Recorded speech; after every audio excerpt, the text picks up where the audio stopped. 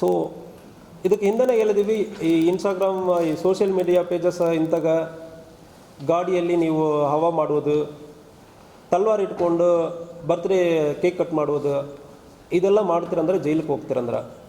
So ಅದಾದ ನಂತರನೂ ಕೂಡ MK ಹುಬ್ಳಿಯಲ್ಲಿ ಒಂದು 5-6 ಹುಡುಗರ ರೋಡ್ ಸೈಡಲ್ಲಿ ನಿಂತ್ಕೊಂಡು ಗಾಡಿ ಮೇಲ್ಗಡೆ ಬರ್ತ್ಡೇ ಕೇಕನ್ನು ಹಾಕ್ಕೊಂಡು ತಲ್ವಾರಲ್ಲಿಂದ ಕಟ್ ಮಾಡಿರ್ತಾರೆ. ಇದು ನಮ್ಮ ಗಮನಕ್ಕೆ ಬಂತು. ತಕ್ಷಣ ನಾವು FIR ಮಾಡಿದ್ವಿ. ಅದರಲ್ಲಿ MK ಹುಬ್ಳಿ ಹುಡುಗರಾದ ಜಾಯದ್ ಸನದಿ, ತಬ್ರೇಜ್ ಕದ್ರಿ, ರೆಹಾನ್ ಬಡಿಗರ್, ಈ 3 ಜನವನ್ನು ಕೂಡ ಆರ್ಮ್ಸ್ ಆ್ಯಕ್ಟ್ ಕೆಳಗಡೆ ನಾವು ಅರೆಸ್ಟ್ ಮಾಡಿದ್ವಿ. ಆಲ್ರೆಡಿ ಇವರನ್ನು ಪ್ರೊಡ್ಯೂಸ್ ಮಾಡ್ತಾಯಿದ್ದೀವಿ.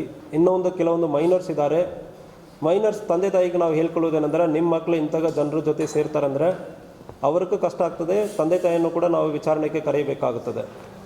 ಯಾವುದೇ ಹವಾ ಮಾಡುವುದಕ್ಕೆ ಈ ತಲ್ವಾರ್ ಇಟ್ಕೊಂಡು ಮ್ಯೂಸಿಕ್ ಹಾಕ್ಕೊಳ್ಳೋದು, ಚಾಲೆಂಜ್ ಮಾಡೋದು ಮತ್ತು ಗಾಡಿಗಳಲ್ಲಿ ನೀವು ಬೇರೆ ಬೇರೆ ರೀತಿಯಲ್ಲಿ ಪೋಸ್ ಕೊಡೋದು, ಇದಕ್ಕೆಲ್ಲ ಅವಕಾಶ ಇಲ್ಲ.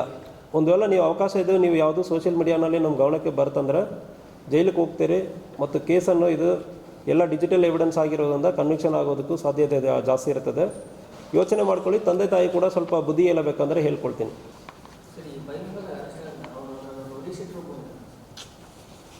ಇದ್ದಾರೆ.